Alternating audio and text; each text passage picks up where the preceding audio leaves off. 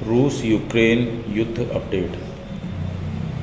Ukraine की अपने लक्ष्य और देश के प्रति दृढ़ता ने उसे आर्थिक, सैन्य और मनोवैज्ञानिक स्तर पर लगातार मजबूती प्रदान की है। वहीं रूस को इन सभी स्तरों पर बढ़ती चुनौतियों का सामना करना पड़ रहा है। रूस से यूक्रेन ने लगभग 400 वर्ग किलोमीटर क्षेत्र वापस लेने का दावा किया है। वहीं रूस ने 1 जनवरी से 26 मई 2026 के बीच लगभग 104 वर्ग किलोमीटर क्षेत्र पर बढ़त बनाई है। 104 वर्ग किलोमीटर खुली तो 1 जनवरी से 26 मई 2026 हाँ 104 वर्ग किलोमीटर हाँ और वो बताइए है 400 वर्ग किलोमीटर क्षेत्र वापस लिया है, जबकि पिछले वर्ष इसी अवधि में उसने लगभग 1619 वर्ग किलोमीटर क्षेत्र पर कब्जा किया था। यूक्रेन और पश्चिमी आकलनों के अनुसार इस वर्ष रूस को लगभग 1,45,000 सैनिक क्षति हुई है, जिनमें 86,000 सैनिक मारे गए तथा 59,000 गंभीर रूप से घायल हुए। अर्थात 1 वर्ग किलोमीटर पर बढ़त हासिल करने के लिए 179 सैनिकों का नुकसान उठाना पड़ा, जबकि पिछले साल यह आंकड़ा 67 था। आर्थिक मोर्चे पर भी रूस पर दबाव बढ़ता जा रहा है। अप्रैल 2026 में बजट घाटे की सीमा पार कर जाने और विदेशी मुद्रा भंडार में कमी आने के बाद रूस अपने स्वर्ण भंडार का भी तीव्र गति से उपयोग कर रहा है। विभिन्न रिपोर्टों के अनुसार रूस ने इस वर्ष अपने स्वर्ण भंडार में से लगभग 27.9 टन सोना बेचा है, जिससे उसका भंडार युद्ध आरंभ होने के बाद के सबसे निम्न स्तरों में पहुंच गया है। यूक्रेन की बढ़ती क्षमता के पीछे कई कारण माने जा रहे हैं। पश्चिमी देशों की सैन्य सहायता, सैटेलाइट सेवाओं तक पहुंच, तकनीकी प्रगति तथा अपेक्षाकृत लचीली युद्ध रणनीति। हाल के महीनों में यूक्रेन ने लगभग 2000 किलोमीटर तक मार करने वाले ड्रोन विकसित किए हैं। इससे युद्ध केवल सीमावर्ती क्षेत्रों तक सीमित नहीं रहा, बल्कि रूस के आंतरिक सैन्य आपूर्ति ठिकानों, तेल संयंत्रों और परिवहन मार्गों तक पहुंच गया है। यूक्रेन ने काला सागर क्षेत्र में स्थित 2 तेल संयंत्रों पर हमले किए, जो रूस की अर्थव्यवस्था और सैन्य आपूर्ति को प्रभावित करने की रणनीति के हिस्से के रूप में था। इसके अतिरिक्त मॉस्को के निकट ड्रोन हमलों ने रूस की जनता के भीतर भी सुरक्षा संबंधी चिंता उत्पन्न की है। पिछले वर्ष रूस द्वारा यूक्रेन के ऊर्जा संयंत्रों पर किए गए हमलों के कारण यूक्रेन के बड़े क्षेत्रों में लंबे समय तक बिजली संकट उत्पन्न हुआ था। 28 मई को स्वीडन ने घोषणा की कि वह यूक्रेन को 16 ग्रिपेन लड़ाकू विमान देगा। इसके अतिरिक्त यूक्रेन यूरोपीय संघ की सहायता योजना के माध्यम से 20 अतिरिक्त विमान खरीदने की प्रक्रिया में है। यह सौदा लगभग 2.9 अरब डॉलर का होगा। हालांकि यूक्रेन अब भी कुछ महत्वपूर्ण कमजोरियों से जूझ रहा है। विशेष रूप से सुपरसोनिक मिसाइलों को रोकने की उसकी क्षमता सीमित मानी जाती है। दूसरी ओर रूस ने बड़े पैमाने पर एक साथ ड्रोन और मिसाइल हमले करने की रणनीति को अधिक आक्रामक रूप से अपनाना शुरू किया है। साथ ही यूक्रेनी प्रशासनिक और सरकारी इमारतों पर हमले भी बढ़े हैं। लगातार वर्षों से चल रहे इस युद्ध ने यह स्पष्ट कर दिया है कि रूस के लिए अपने मूल महत्वाकांक्षी उद्देश्यों को पूर्ण रूप से प्राप्त करना असंभव सा हो गया है। वहीं प्रतिष्ठा, राजनीतिक दबाव और सामरिक स्थिति के कारण उसके लिए पीछे हटना भी आसान नहीं रह गया है। यह युद्ध अब केवल क्षेत्रीय संघर्ष नहीं, बल्कि आर्थिक सहनशक्ति, तकनीकी क्षमता और राजनीतिक इच्छा शक्ति की लंबी परीक्षा बन चुका है। अपन रशिया की हालत कोई ज़्यादा बढ़िया। हम्म, दूसरी बात जो हमें एक अपन थोड़ी सी रिस्क करी है, ये जो रशिया हमला कर रहा है, ये हथियार बहुत एक्सपेंसिव है। और एक बार हमला कर रहे हैं कुछ वो तो कोई खास हाथ नहीं, 2-4 आदमी मर जा करे कुछ नहीं जाए, तो मगर फाइनेंशियली बहुत बुरा लॉस है। अमेरिका का भी ईरान वाला नहीं, भाई ईरान को तो नुकसान करे, बस ज़्यादा था हथियार ज़्यादा कीमती। यूक्रेन का जो ड्रोन है की कीमत क्या थी भाई, 6 से 5 हज़ार रुपये की चीज़ खाई तो खत्म हुआ। अब्बा जी 5 करोड़ की वो कब तक अफोर्ड करोगे?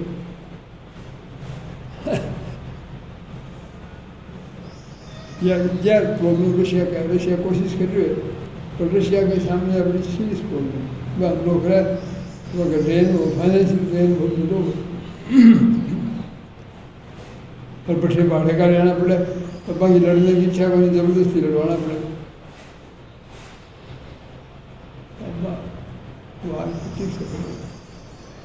यूक्रेन का जितना भी आदमी है सब टेक्नोलॉजी डेवलप करने में लग गया, फिर और काम छोड़ो, खर्चा तो चला ही, किसान आपको काम करे, वो तो 8 घंटा काम करा दिया तो बाकी की टाइम सारी रिसर्च में लगा दी। हज़ारों लाख आदमी लगे तो टेक्नोलॉजी बेटर डेवलप करो।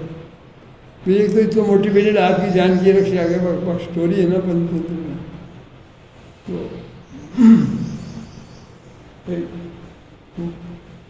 खरगोश हो, जब खरगोश की धूरी के अंदर कुत्तो है, शिकारी कुत्तों को डरा के बाल में खड़े लोग पीछे भागे, एक आदमी देख रहे थे बहुत तेज भागे, जो वो खरगोश इतनी तेज भागे पकड़ से बाहर निकलो,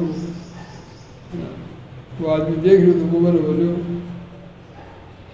शिकारी कुत्ते मोटो है तेरे कोई बने, तो तुम तेज हो गए, तेरे यही मैंने पकड़ना है, बेकार है तेरे को काम, जब वो बोले बेकार हरी समझ में खड़ा मतलब शिकार के लिए दौड़ रहे और बैगी जान बचाने के लिए दौड़ रहे, मतलब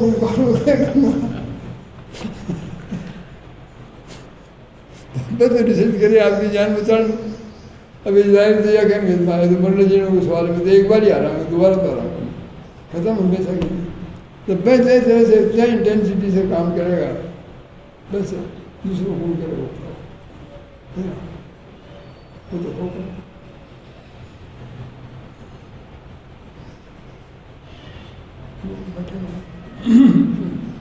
जापान को सीक्रेट यही तो आइलैंड है, तो देखें ये तो खत्म हो गया, जापान तो हमेशा के लिए खत्म हो गया, तक 6 साल मतलब सोचिए लगा दिया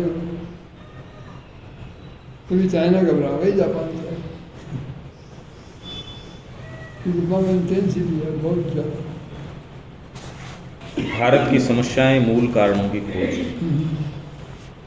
भारत एक जीवित राष्ट्र है जो महान कार्यों के लिए दिव्य विधान द्वारा चयनित है। इसका जीवन सदा ही मानव जाति के लिए रहा है। इसी कारण भारत में पृथ्वी की लगभग सभी प्रमुख चुनौतियों, जातीय, जनजातीय, भाषाई, सांस्कृतिक, आर्थिक, पर्यावरणीय, सीमाई तथा राजनीतिक आदि विभिन्न रूपों में एक साथ उपस्थित दिखाई देती हैं। कमजोरी, स्वार्थपरता, करप्शन, ये भी समस्या है। जन लेवल पर आप करें कोई बस ज़्यादा किए करेगा। देश के विभिन्न भाग अलग अलग प्रकार की समस्याओं से जूझ रहे हैं। पूर्वोत्तर भारत के राज्यों में जातीय, जनजातीय, प्रवासन, शरणार्थी तथा सीमा संबंधी प्रश्न प्रमुख हैं। मध्य और पूर्वी भारत के अनेक क्षेत्रों में नक्सलवाद, आदिवासी विस्थापन तथा खनन संबंधी संघर्ष दिखाई देते हैं। पश्चिमी और दक्षिणी भारत के कई राज्य जल संकट तथा पर्यावरणीय चुनौतियों का सामना कर रहे हैं। हिमालयी क्षेत्र भूस्खलन, जलवायु परिवर्तन और पारिस्थितिक असंतुलन जैसी समस्याओं से प्रभावित हैं। इसके अतिरिक्त सीमा सुरक्षा, कृषि संकट, बेरोजगारी, पलायन, शहरी असमानता, भाषाई पहचान तथा राजनीतिक ध्रुवीकरण जैसी समस्याएं भी विभिन्न क्षेत्रों में अलग अलग रूपों में उपस्थित हैं। इनमें से अनेक समस्याएं नई नहीं हैं। इनमें से बहुत सी समस्याएं पहले से मौजूद रही हैं।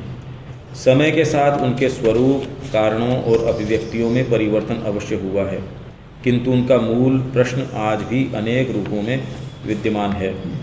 सामान्यतः इन समस्याओं का अध्ययन उनके तात्कालिक कारणों, राजनीतिक घटनाओं या प्रशासनिक पक्षों के आधार पर किया जाता है, परंतु किसी भी समस्या को वास्तव में समझने के लिए उसके ऐतिहासिक, सामाजिक, सांस्कृतिक और मनोवैज्ञानिक आधारों की भी पड़ताल आवश्यक है।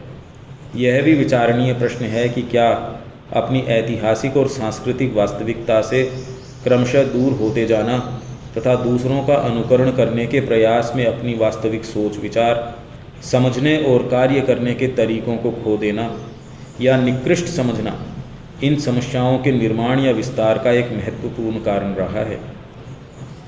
यहाँ हम भारत के विभिन्न क्षेत्रों में विद्यमान समस्याओं की पृष्ठभूमि, उनके विकास क्रम तथा उनके मूल कारणों को समझने का प्रयास करेंगे।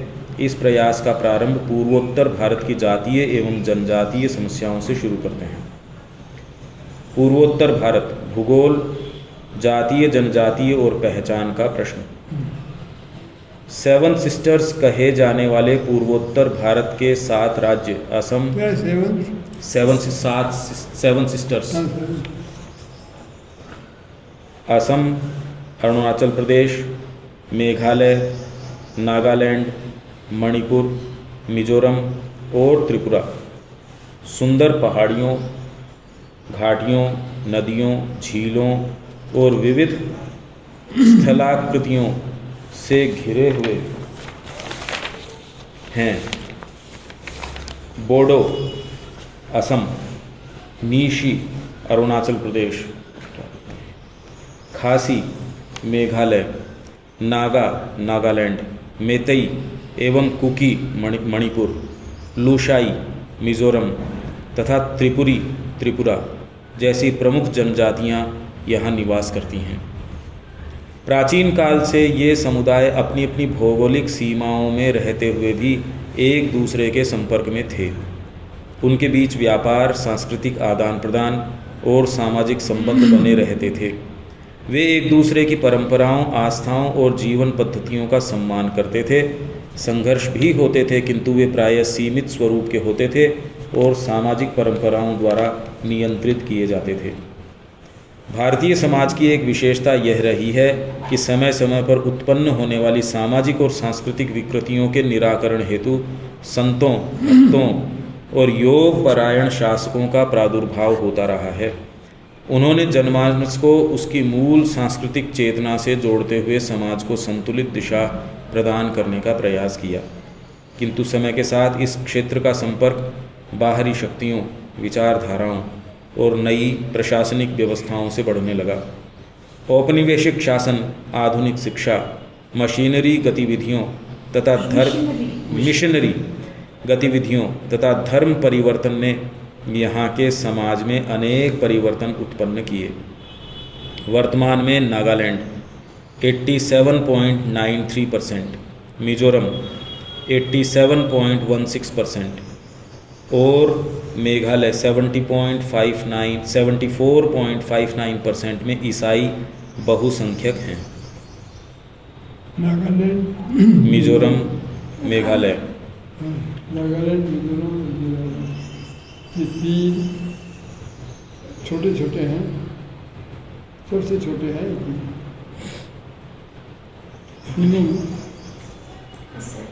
मेजोरिटी यही है, 80%, 87, 74।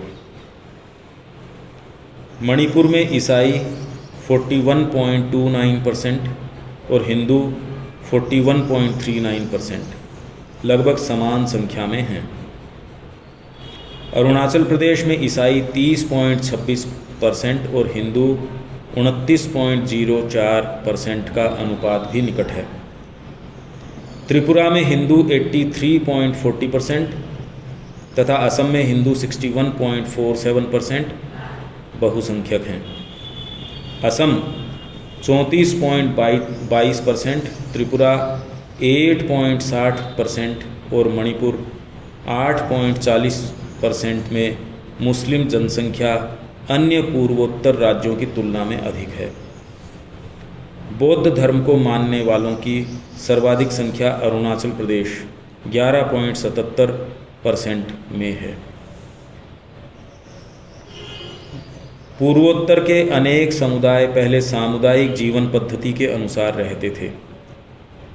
भूमि, वन, चरागाह और प्राकृतिक संसाधनों का उपयोग प्रायः सामूहिक परंपराओं के आधार पर होता था।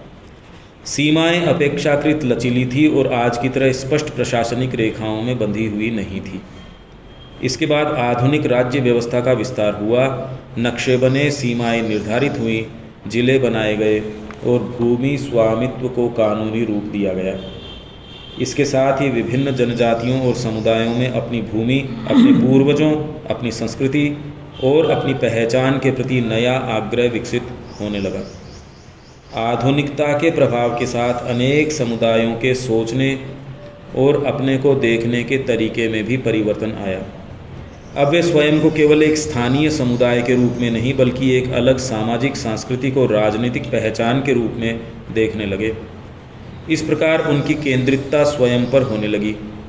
परिणामस्वरूप असुरक्षा, पहचान खोने का भय, सांस्कृतिक संकट, बाहरी लोगों के आगमन की चिंता तथा हम कौन हैं और यह भूमि किसकी है जैसे प्रश्न अधिक महत्वपूर्ण होते गए। आगे चलकर यही प्रश्न पूर्वोत्तर भारत के अनेक संघर्षों की पृष्ठभूमि बने। मणिपुर, पहचान, भूमि और संघर्ष। मणिपुर वर्तमान समय में पूर्वोत्तर भारत के उन राज्यों में से है जो जातीय संघर्षों से सबसे अधिक प्रभावित है। यहाँ मुख्य रूप से मैतेई, कुकी और नागा समुदाय निवास करते हैं। मैतेई समुदाय राज्य की लगभग 65% जनसंख्या का प्रतिनिधित्व करता है और मुख्यतः इम्फाल घाटी में रहता है। दूसरी ओर कुकी 25% और नागा 10% समुदाय मुख्य रूप से पहाड़ी क्षेत्रों में निवास करते हैं, जो मणिपुर के लगभग 90% भूभाग में फैले हुए हैं। यद्यपि आज ये समुदाय अलग अलग पहचान रखते हैं, फिर भी इनके बीच किसी साझा मूल की स्मृति अनेक लोक कथाओं और किंवदंतियों में दिखाई देती है। ऐसी ही एक कथा खोंगजाई कुकी समुदाय में प्रचलित है। पुराने ज़माने में हमारे पुरखे हमें बताया करते थे कि इंसान पहले धरती के गर्भ में अर्थात गुफाओं में रहा करते थे। खोंगजाई और मैतेई आपस में भाई थे। एक दिन कपड़ों को लेकर दोनों भाइयों में झगड़ा हो गया। उनकी माँ ने एक चाकू निकाला और कपड़े को दो हिस्सों में काट दिया, लेकिन छोटे भाई मैतेई की अधिक सहायता की।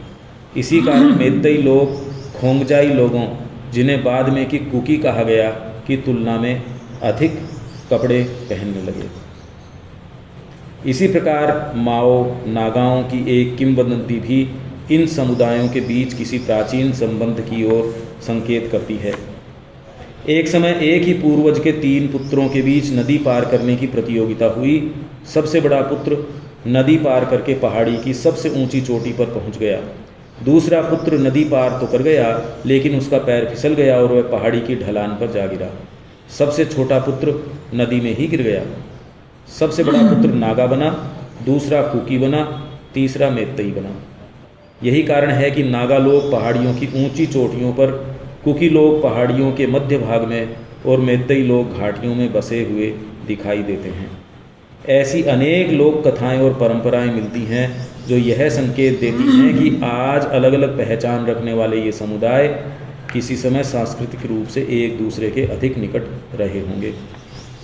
समय के साथ परिस्थितियां बदलती गईं। औपनिवेशिक शासन, आधुनिक शिक्षा, मिशनरी गतिविधियां, धर्म परिवर्तन और नई प्रशासनिक व्यवस्थाओं ने पूर्वोत्तर भारत के समाजों में व्यापक परिवर्तन उत्पन्न किए।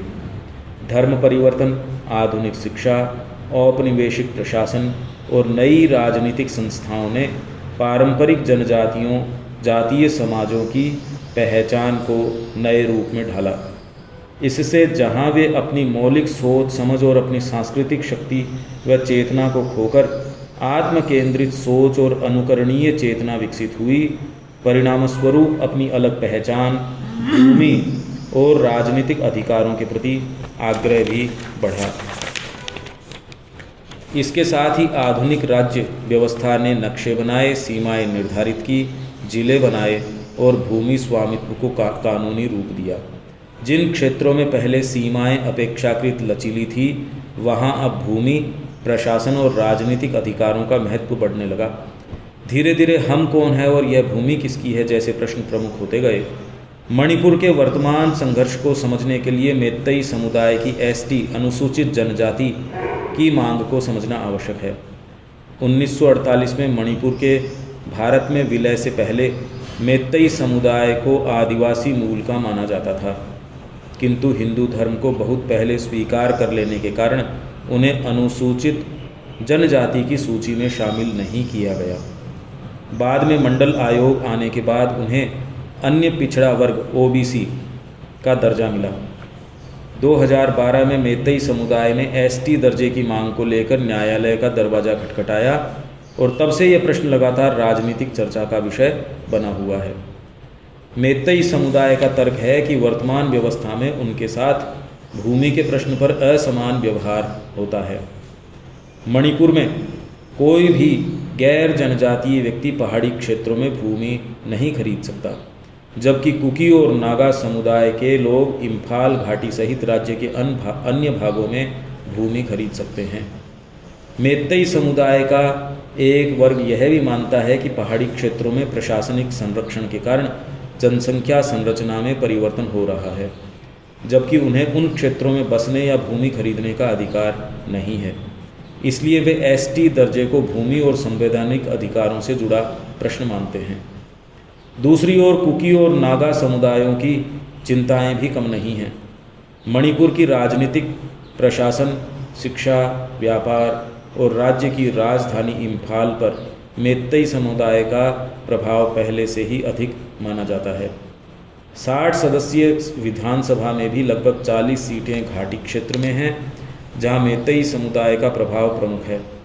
ऐसे में कुकी और नागा समुदायों को आशंका है कि यदि मेत्तई समुदाय को एसटी का दर्जा मिल गया तो वह पहाड़ी क्षेत्रों में भूमि खरीद सकेगा और पहले से मौजूद आर्थिक, शैक्षिक तथा राजनीतिक बढ़त के कारण उनकी भूमि, संसाधनों और अवसरों पर दबाव बढ़ सकता है। इस प्रकार एसटी का प्रश्न केवल आरक्षण का विषय न रहकर अस्तित्व, पहचान और भविष्य की चिंता से जुड़ गया। मणिपुर की स्थिति को जटिल बनाने के लिए बनाने में कुछ सरकारी निर्णयों की भी भूमिका रही है। वर्ष 2001 में भारत सरकार ने NSCM-NIM national socialist counselling of Nagalim Isak Muivah के साथ युद्ध विराम समझौते का विस्तार नागालैंड से बाहर नागा बहुल क्षेत्रों तक करने का प्रयास किया। मणिपुर में इसका व्यापक विरोध हुआ। मेत्तई समुदाय ने इसे बृहत्तर नागालिम की मांग की दिशा में एक कदम माना। इन्हें भय था कि इससे मणिपुर के कुछ क्षेत्र भविष्य में नागालिम की अवधारणा के अंतर्गत शामिल किए जा सकते हैं। यहाँ भूमि, प्रशासनिक सीमाओं और राजनीतिक पहचान का प्रश्न फिर से सामने आ गया। इसी प्रकार छठी अनुसूची का प्रश्न भी मणिपुर में एक महत्वपूर्ण विवाद का विषय रहा है। पहाड़ी जनजातियां इसे अधिक स्वायत्तता और अपने क्षेत्रों पर अधिक नियंत्रण का माध्यम मानती हैं। दूसरी ओर मेत्तई समुदाय को आशंका है कि इससे राज्य का अधिकांश भूभाग स्वायत्त परिषदों के अधीन चला जाएगा। स्थिति और जटिल तब हो जाती है जब नागा और कुकी समुदायों के बीच भी परिषदों की संख्या, सीमाओं और अधिकार क्षेत्रों को लेकर मतभेद सामने आते हैं। इस प्रकार स्थानीय स्वशासन का प्रश्न भी भूमि, पहचान और राजनीतिक प्रभाव के संघर्ष से जुड़ा है। म्यांमार से लगी सीमा भी इस पूरे विवाद को प्रभावित करती है। सीमा के दोनों ओर रहने वाले अनेक समुदायों के बीच ऐतिहासिक, सांस्कृतिक और पारिवारिक संबंध रहे हैं। म्यांमार की अस्थिर परिस्थितियों और वहाँ से होने वाले विस्थापन ने भी मणिपुर में जनसंख्या, सुरक्षा और पहचान से जुड़ी चिंताओं को बढ़ाया है। इस प्रकार मणिपुर का वर्तमान संघर्ष केवल मेतई और कुकी समुदायों के बीच का संघर्ष नहीं है। इसके पीछे भूमि, पहचान, राजनीतिक प्रतिनिधित्व, प्रशासनिक सीमाएं, स्वायत्तता की मांग, जनसांख्यिकीय परिवर्तन की आशंकाएं और आधुनिक राज्य व्यवस्था से उत्पन्न नई आकांक्षाएं एक साथ कार्य करती दिखाई देती हैं। यही कारण है कि मणिपुर की समस्या को समझने के लिए केवल वर्तमान हिंसा को नहीं, बल्कि उसके पीछे के ऐतिहासिक और सामाजिक व मनोवैज्ञानिक कारणों को भी समझना आवश्यक है।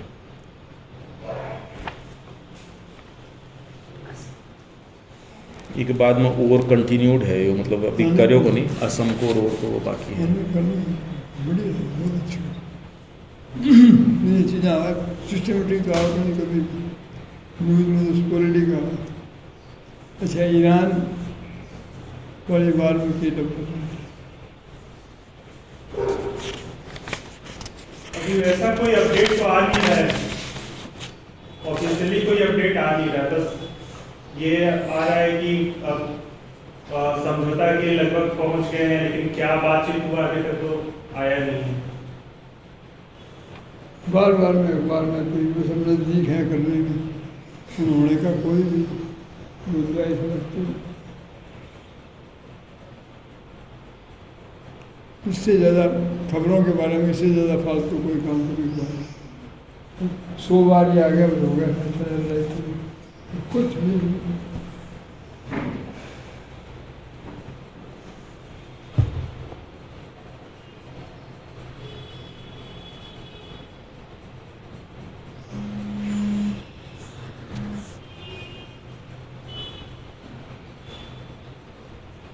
ये जो है ना खबर जैसे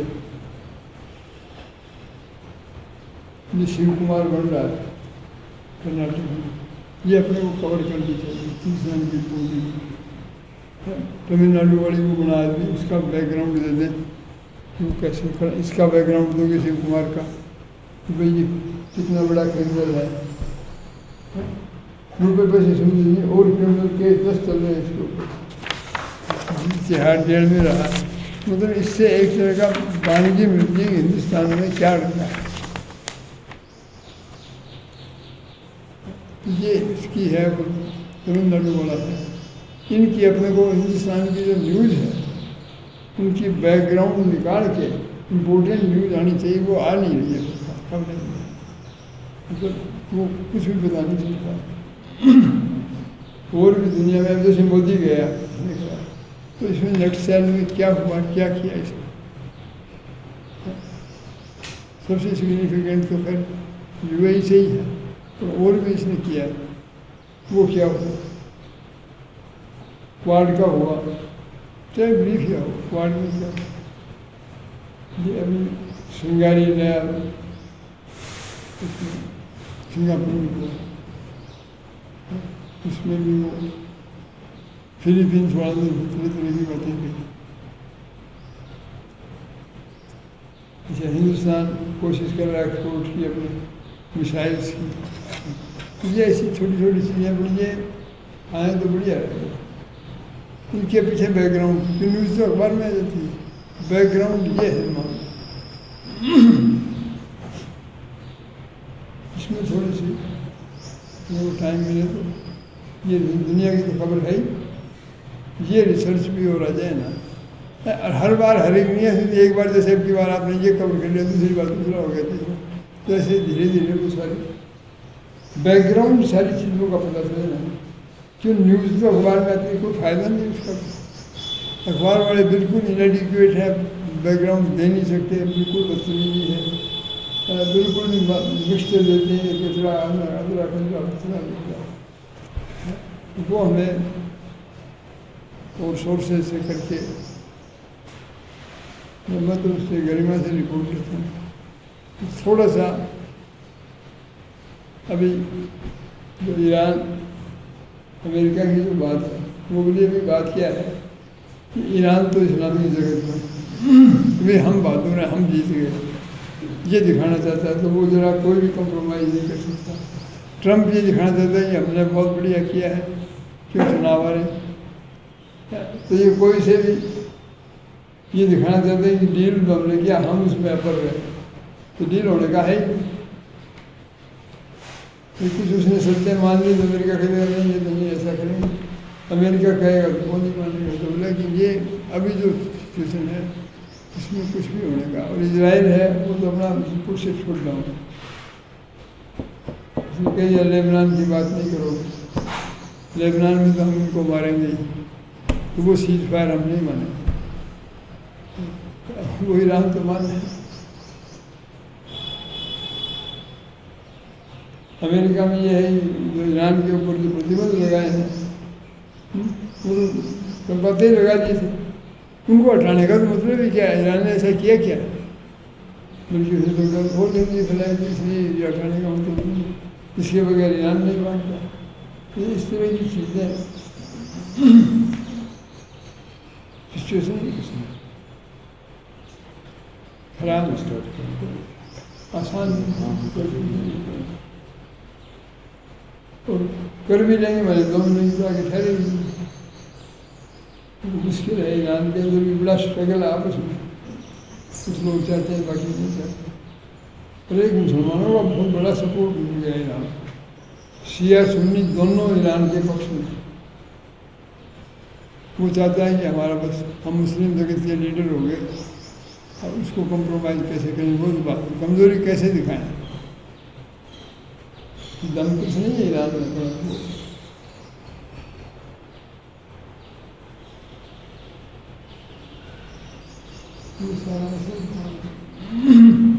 दुनिया की ओवरऑल व्यू जो है ना थोड़ा सा क्या सिचुएशन है डिटेल में देंगे, धीरे धीरे हमें लग जाएगा हर सेक्टर का, हर बात का।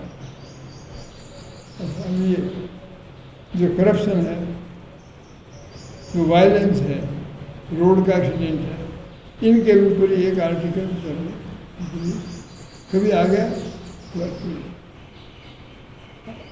एक्सीडेंट समझिए, रोड इतने ज़्यादा बढ़ रहे हैं नशे के कारण से, उसके कारण स्कैम है वो इतने ज़्यादा हो रहे हैं, फैलते ही जा रहे हैं, कम होने का काम नहीं।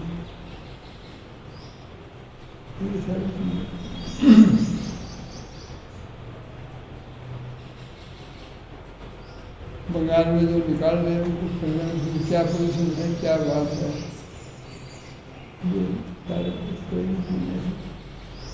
आप देखो धर्मनिरपेक्ष एक ही बोल रहा है, कितना अल्लाह को अल्लाह क्यों उनको लग रहा है कि ये पॉपुलर चीज़ नहीं, पब्लिक नाराज हो जाएगी, लोगों का मानस बढ़ गया, मुसलमानों को निकाल देगा, तो अब अपनी बात करेंगे लोग नुकसान होगा। इनका बोलने का कोई नहीं, देखते कौन सी चीज़ से फायदा हो जाएगा वो बोलेंगे, और कोई बात नहीं, इंडिपेंडेंट कोई बात अच्छे बुरे का इनका कोई कंसेप्ट नहीं।